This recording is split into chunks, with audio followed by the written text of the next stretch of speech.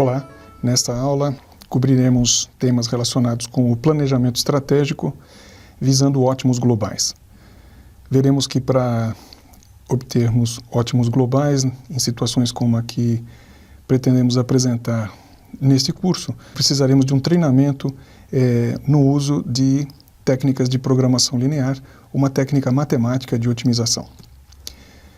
Bem, até a aula passada, nos preocupávamos em descobrir ou encontrar o ótimo do ponto de vista local.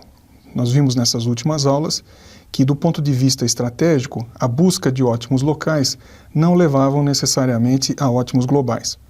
Por exemplo, nós pudemos observar para a fazenda modelo que o resultado de escolher o melhor regime do ponto de vista volumétrico gerava um fluxo de produção anual bastante irregular.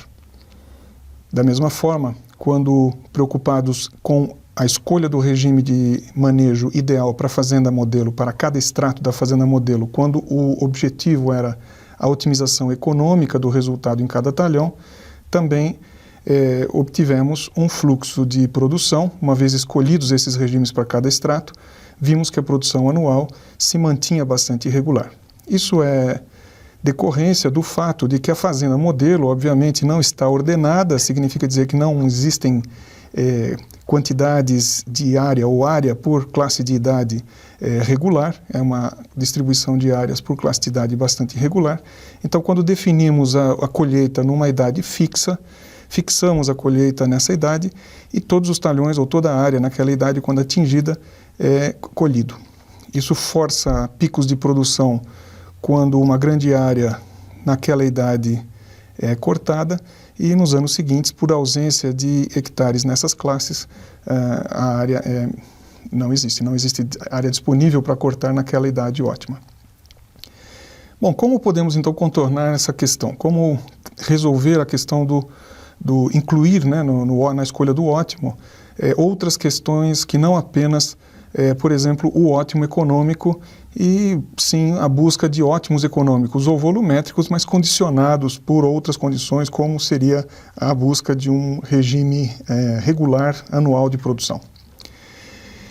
Bem, precisamos então de ferramentas que considerem simultaneamente múltiplas restrições e objetivos. E essa consideração simultânea, incluindo limitações técnicas, múltiplos objetivos, que às vezes podem ser não apenas econômicos, mas também sociais e ambientais, implica na assimilação e no uso de um volume muito grande de dados. Então são necessários procedimentos e modelos que tratem essa grande quantidade de informação. Dentre os recursos matemáticos que estão disponíveis para ajudar-nos em situações como essa, destaca-se a programação linear. E nós vamos aprender e entender como funciona a ferramenta matemática de otimização chamada programação linear, quando aplicada em problemas de planejamento florestal. O que iremos fazer então é construir modelos de programação linear que vão gerar ótimos que são globais do ponto de vista de outras variáveis, outras questões como, por exemplo, a obtenção de um fluxo regular de produção anual e que podem ser também condicionados por restrições operacionais, limitação de máquinas, imposições de restrições ambientais, sociais, etc.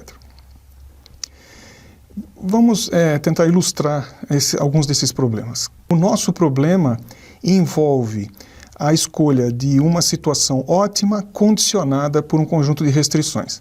E isso convém, uma vez que, por definição, um problema de programação linear existe quando precisamos descobrir o valor mínimo ou máximo de uma equação linear expressa por variáveis que, por sua vez, têm os seus valores condicionados por outras equações ou inequações também lineares. Então, pode surgir a dúvida: quando utilizaremos programação linear no caso florestal? Quando pudermos definir nossos objetivos através de equações lineares e as restrições, aquilo que condiciona esse ótimo dessas equações ou esse ótimo desse objetivo, quando também puderem ser expressos essas restrições através de equações ou inequações lineares. Usaremos como exemplo inicial um exemplo não florestal. Trata-se de um restaurante que precisa elaborar uma refeição que precisa ter no final custo mínimo mas ao mesmo tempo forneça os mínimos diários de carboidratos, proteínas e vitaminas. E a fonte para a composição dessa refeição são diferentes alimentos, né, do grupo das verduras, dos grãos e das carnes. No caso, a equação linear, aquela que será otimizada, ou seja, para a qual precisamos atribuir um valor mínimo, que é o custo, que neste caso é bastante simples, é a simples soma da quantidade que usaremos de cada alimento, por exemplo, quanto de verdura, quanto de grãos, quanto de carne, vezes o seu respectivo custo. Esse coeficiente é conhecido, ele precisa ser conhecido, porque a incógnita no problema é apenas a quantidade. Nós sabemos quanto comprar de cada categoria de verdura, de grãos, etc., de carnes, mas sabemos os seus custos. O menor custo seria aquele que não usasse nada, né? A refeição fosse zero, um prato vazio, o que não é o caso, porque a gente precisa atender restrições mínimas de carboidratos, né? Oferecer na refeição, através da refeição, um mínimo diário de carboidratos, de proteínas e vitaminas. Então, essa minimização de custo fica condicionada por equações que estabelecem pisos, metas e tetos para níveis de carboidratos, proteínas e vitaminas. Um segundo exemplo, mais próximo agora da área agrícola, é o de um proprietário rural que ganha anualmente, dedicado a essa atividade, $600 por cabeça de gado ou $100 por cabeça de ovelha. 100 unidades de alimento estão disponíveis na propriedade, medidas em unidades de alimento, sejam elas quais forem e da forma como esse alimento estiver disponível, esse alimento é medido e disponibilizado em unidades de alimento, e uma unidade é consumida por uma cabeça de gado, enquanto que 5 ovelhas são necessárias para consumir uma dessas unidades de alimento.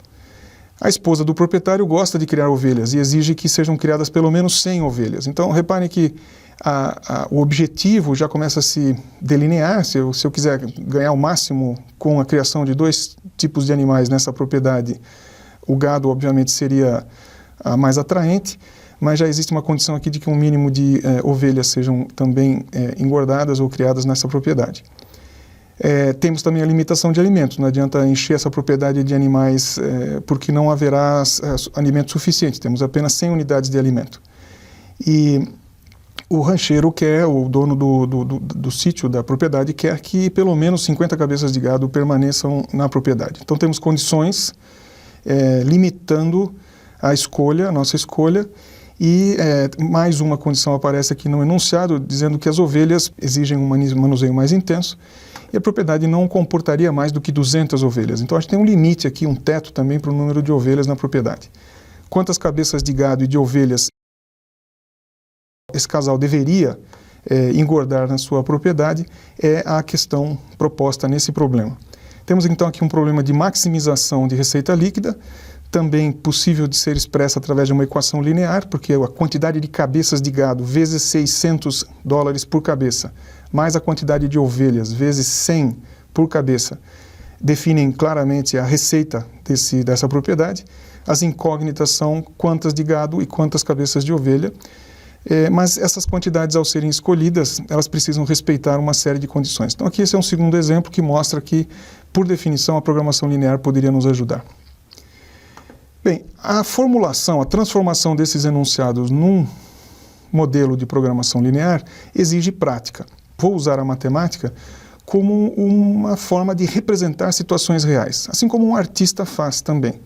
Então, assim como um escultor usa a argila para representar formas humanas, o pintor usa a aquarela para registrar o que sente, né, ao admirar uma paisagem, nós estaremos aqui procurando expressar essa realidade através de uma outra técnica que não é o uso da escultura ou da pintura, mas sim da matemática. A matemática irá nos permitir a criação de modelos ou de abstrações que representam um problema real ou um processo real. A programação linear ela será usada nesse sentido. Então ela será usada como um meio para gerar uma abstração ou um modelo de um problema real. Para fazermos isso, vamos seguir algumas recomendações. Então, antes de usarmos a programação linear como técnica de modelagem para problemas de gestão florestal, teremos que desenvolver a habilidade de converter problemas reais em modelos de programação linear.